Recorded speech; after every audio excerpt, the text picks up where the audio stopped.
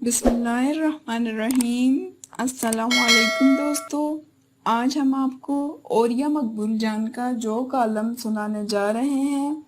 اس کا عنوان ہے پرانی شکاری پرانا جال۔ تو چلیے دوستو شروع کرتے ہیں۔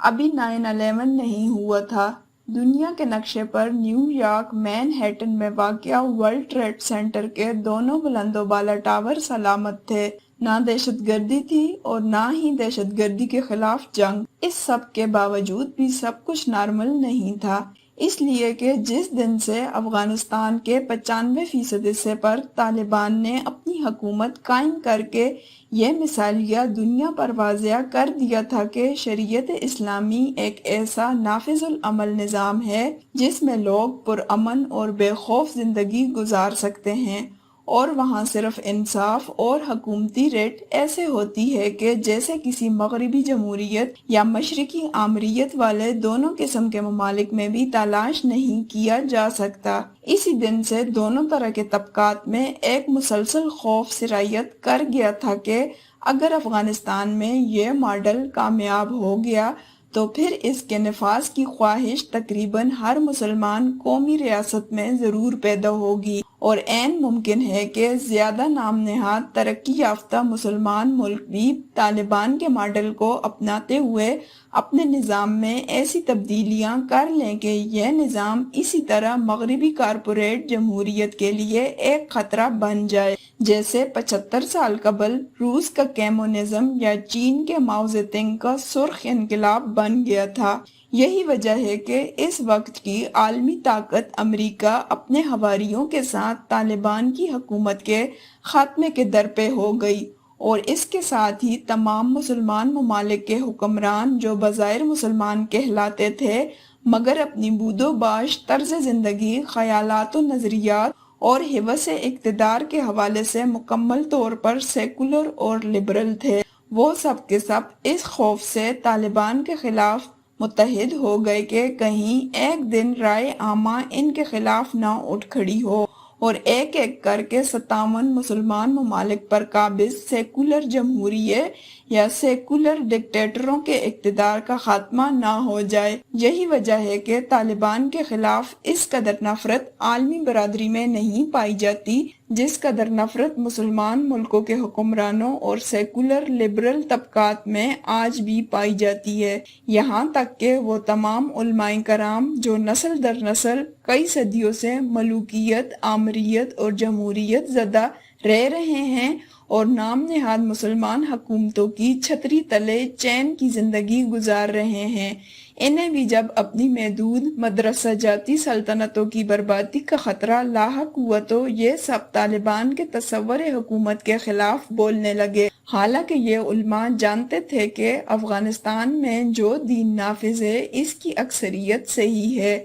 لیکن تمام مسالک کے اہم علماء کتنے آرام سے یہ کہنے لگے کہ ہمیں طالبان والا اسلام نہیں چاہیے۔ یہی وجہ ہے کہ طالبان کے خلاف پروپیگنڈا کی مہم مسلمان ممالک میں مغرب کی نسبت زیادہ زور و شور سے چلائی گئی۔ مغربی استعماری طاقتیں بھی طالبان کے وجود کو اس خطے کے وسائل پر قبضے کے راستے میں بہت بڑی رکاوٹ خیال کرتی تھیں، لیکن مسلمان ممالک کی مخالف نفاذ شریعت کے خوف کی وجہ سے تھی۔ روس اور چین اپنے اندر موجود مسلمان اقلیتوں کے اٹھ کھڑے ہونے کے ڈر سے طالبان کے خاتمے پر راضی تھے۔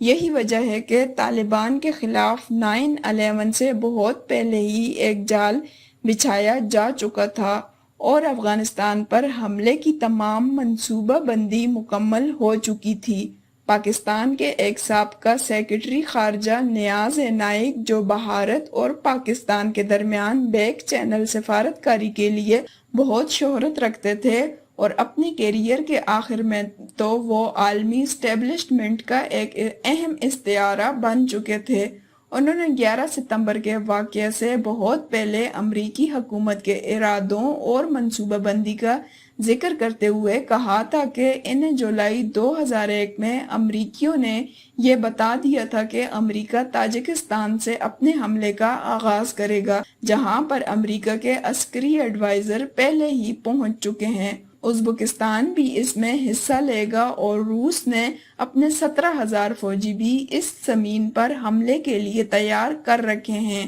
نیاز نائک نے یہ گفتگو سب سے پہلے ایک فرانسیسی چینل 3 کے پروگرام میں مشہور اینکر پرسن پیئر ابراموسی کے ساتھ کی تھی۔ پھر اس کے بعد اس نے یہی گفتگو مشہور اخبار گارڈین میں 9/11 سے کئی ماہ پہلے دہرائی۔ جب 11 ستمبر ہو گیا لیکن امریکہ نے ابھی افغانستان پر حملہ نہیں کیا تھا تو BBC نے 18 ستمبر 2001 کو نیاز نائک کے اس انکشاف پر مضمون تحریر کیا۔ یہ انکشاف اتنا غیر اہم نہیں تھا کیونکہ اس انکشاف کا ایک مقصد تھا اور وہ یہ کہ امریکہ وقت سے پہلے اپنے تمام حواریوں کی اس جنگ میں اپنے لیے وفاداری پکی کر رہا تھا۔ نیاز نائک اور اس جیسے بے شمار لوگوں کی سازشی باخبری اور طالبان کے خلاف مکمل سازش کا انکشاف افغانستان پر حملے کے صرف 3 دن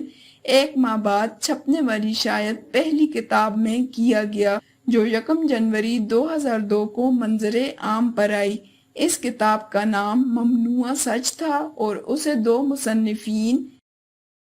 جین چارلز بسارڈ اور گلیمی ڈاسیکو نے تیار کیا تھا۔ 20 سال بعد آج یہ سب کچھ یاد کرنے کا صرف ایک مقصد ہے کہ عالمی اتحاد اور 57 نام نہاد مسلمان ممالک آج بھی اپنے مذموم مقاصد اور عزائم ہی نہیں بلکہ اپنے گھناؤنے طریقہ کار کے اعتبار سے بھی نہیں بدلے۔ طالبان کی 1996 میں بننے والی حکومت کو تسلیم نہ کرنے کا ایک عذر دیا جاتا تھا کہ یہ وسیع البنیاد حکومت نہیں ہے، یعنی تمام گروہ طالبان کو اپنا سربراہ نہیں مانتے۔ گروہ بھی وہ یعنی شمالی اتحاد جس کے پاس صرف 5% افغانستان تھا اور اسے ان طاقتوں کی اعلانیہ حمایت حاصل تھی۔ یہ غیر حقیقی مطالبہ 1999 میں بھی اس وقت دہرایا گیا جب سوویت یونین افغانستان سے نکلا تو ضیاء الحق کے منہ میں بھی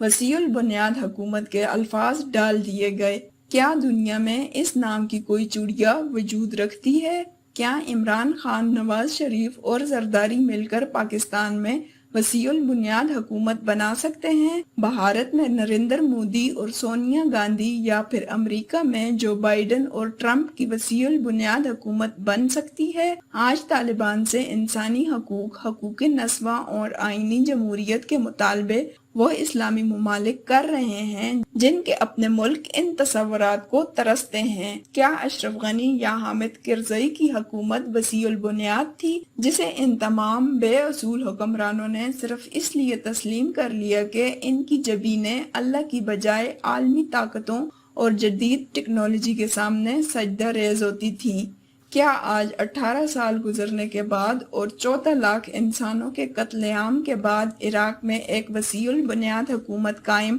ہو چکی ہے جسے ہر ملک نے تسلیم کر رکھا ہے؟ طالبان کی حکومت اور باقی تمام حکومتوں میں فرق صرف ایک ہی ہے کہ باقی تمام حکومتیں پوری دنیا میں رائج اور نافذ العمل نظام حیات یا طرز زندگی کو چیلنج نہیں کرتی، لیکن طالبان کی گزشتہ حکومت کے دروازے پر 20 سال پہلے بھی جمہوریت، عالمی مالیاتی نظام کی سودی معیشت، آزادی نسواں، خاندانی نظام کی برباد صورتحال اور مادر پدر آزاد معاشرت جیسے تصورات ایک شجرہ ممنوعہ تھے اور آج بھی بالکل ویسا ہی ہوگا۔ لیکن طالبان 20 سالہ جنگ کے بعد آج ایک ایسی مسلمہ حقیقت بن کر سامنے آ چکے ہیں کہ ان کو اقتدار میں آنے سے اب کوئی طاقت روک نہیں سکتی۔ اس لیے سیکولر لبرل مغرب زدہ مسلمان ملکوں کے حکمران اور دانشور کس قدر لجاجت اور قسم پرسی کے عالم میں طالبان قیادت کے متعلق کہتے پھرتے ہیں کہ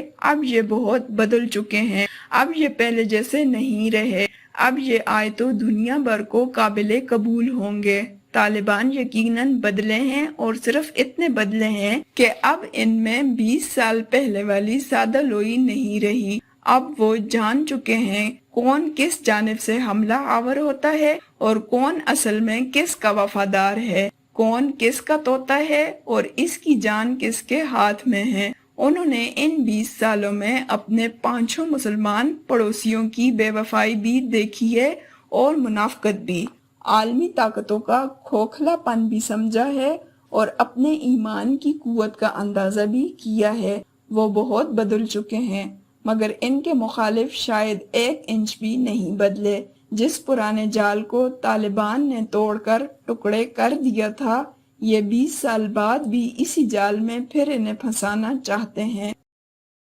تو دوستو، آج کی ویڈیو آپ کو کیسی لگی؟ ویڈیو کو لائک کریں، چینل کو سبسکرائب کریں اور بیل آئیکن کو دبانا نہ بھولیے گا۔